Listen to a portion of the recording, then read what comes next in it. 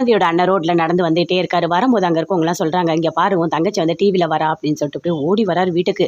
வீட்டுக்கு ஓடி வந்து ரிமோட்ட தேடுறாரு எங்க அப்படின்னு சொல்லிட்டு எல்லாரும் பார்க்குறாங்க. என்னங்க இப்படி பதட்டமா தேடுறீங்க அப்படின்னு சொல்லிட்டு அதுக்குள்ள ரிமோட் எடுக்கிறாரு. டிவிய போடுறாரு. வீட்ல இருக்க எல்லாருமே சேர்ந்து பார்க்குறாங்க. ஆனந்தியோட அம்மா, அப்பா எல்லாருமே பார்க்குறாங்க. அப்போ ஆனந்திய பத்தின அந்த நியூஸ் போயிட்டுருக்கு. இங்க பாருங்க, இவங்க வந்துட்டு ஒரு பொண்ணா இருந்து சாதிச்சிருக்காங்க. இந்த பொண்ண ஒருத்தவங்க மிரட்டி இருக்காங்க.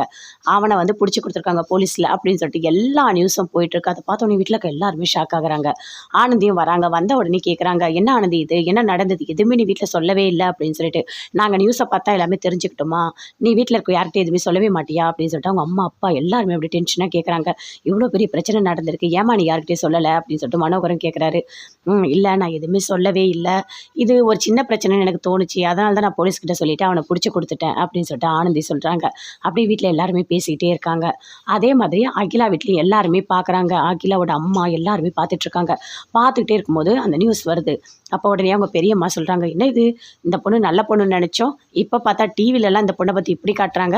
யாரோ ஒருத்தன் மிரட்டி இருக்கான், வர சொல்லியிருக்கான், போலீஸ்லாம் புடிச்சு குடுத்துருக்கு. ஐய்யய்யோ! அந்த பொண்ணு மோசமான பொண்ணு போல இருக்கே. இந்த பொண்ணு கூட போயிட்டு குமரன் வந்து பிஸ்னஸ் பண்ணிட்டு இருக்கான். இனிமேல் கெட்ட பேர் தான் வரப்போகுது. கடை வேற வச்சிருக்கோம்" அப்படின்னு சொல்லிட்டு அவங்க பெரியம்மா இஷ்டத்துக்கு பேசிட்டு இருக்காங்க. பேசிக்கிட்டே இருக்கும்போது அத கேட்கும்போது அகிலா அப்படியே டென்ஷன் ஆகுறாங்க. டென்ஷன் ஆயிட்டு அப்படியே அழுதுகிட்டே ரூம்குள்ள ஓடுறாங்க. பின்னாடியே குமரனும் போறாரு. அவங்க அம்மா 2 பேருமே போறாங்க. அப்படியே அழுதுகிட்டே இருக்கும்போது, "என்னடா இது இப்படிலாம் நியூஸ் வருது ஆனந்திய பத்தி" அப்படின்னு சொல்லிட்டு குமரனோட அம்மாவும் கேட்குறாங்க. "எனக்கும் ஒண்ணுமே புரியலம்மா" அப்படின்னு குமரன் சொல்லிட்டே இருக்காரு. "என்னடா இந்த பொண்ணு இப்படிலாம் பண்ணியிருக்கு" அப்படின்னு சொல்லிட்டு. அதுக்குள்ள அப்படியே டென்ஷன் ஆகுறாங்க அகிலா. "இங்க பாருங்க, இந்த விஷயம் நடந்தது எல்லாமே ஆனந்தி அவங்களுக்கு இல்ல.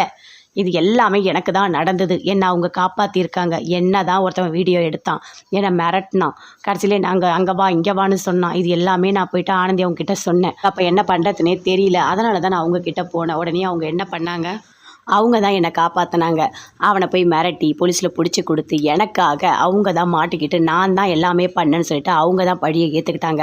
என் பேரே வராம அவங்க பார்த்துக்கிட்டாங்க அப்படின்னு அகிலா சொல்றாங்க. அதை கேட்டோனே அவங்க அம்மா கோவமா வருது.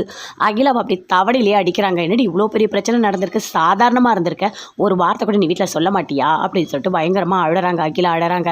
அங்க வந்து அகிலாவோட அம்மா கடைக்கு டைரக்டா போறாங்க. போனாங்க. ஆனந்தி இருக்காங்க. ஆனந்தி கிட்ட போயிட்டு அப்படியே கைய பிடிக்கிறாங்க. "என்ன மன்னிச்சிடுமா" அப்படின்னு சொல்லிட்டு. "ஐயய்யோ! என்ன பண்றீங்க?" அப்படின்னு சொல்லிட்டு ஆனந்தி கேட்குறாங்க. "இல்லம்மா, நடந்த எல்லாத்தையுமே நான் நியூஸ்ல பார்த்தேன். பார்த்த உடனேயே என் பொண்ணு அப்பதான் உண்மைய சொன்னா. என் பொண்ணு இவ்ளோ பெரிய பிரச்சனையில மாட்டியிருக்கா. ஆனா வீட்ல ஒரு வார்த்தை கூட சொல்லவே இல்ல.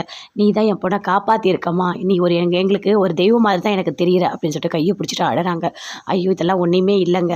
அகிலா வந்து இப்படி ஒரு பிரச்சனை இருக்குன்னு சொன்னதுனால, என்னால முடிஞ்ச ஒரு சின்ன உதவி தான் நான் பண்ணேன். இதெல்லாம் ஒண்ணும் பெரிய விஷயம் இல்ல அப்படின்னு ஆனந்தி சொல்றாங்க. "இங்க பாரும்மா, உன்ன பொறுத்தவரைக்கும் இது ஒரு சின்ன விஷயமா இருக்கலாம். ஆனா இது எங்கள பொறுத்தவரைக்கும் வாழ்க்கை. என் பொண்ணோட வாழ்க்கை. நீ பெரிய பெரிய விஷயம் தான் பண்ணியிருக்க. என்ன சொல்றதுன்னே எனக்கு தெரியல. அவ வந்து எவ்ளோ நன்றி சொன்னாலும் அது எதுவுமே நீ பண்ணதுக்கு ஈடாகாது" அப்படின்னு அவங்க அம்மா சொல்றாங்க. "ஐயோ! அதெல்லாம் ஒண்ணும் இல்லங்க" அப்படின்னு ஆனந்தி சொல்றாங்க. அதே மாதிரி குமரனும் பேசுறாரு ஆனந்தி கிட்ட. "எவ்ளோ பெரிய விஷயம் பண்ணியிருக்கீங்க ஆனந்தி. என் தங்கச்சியோட வாழ்க்கைய காப்பாத்தியிருக்கீங்க.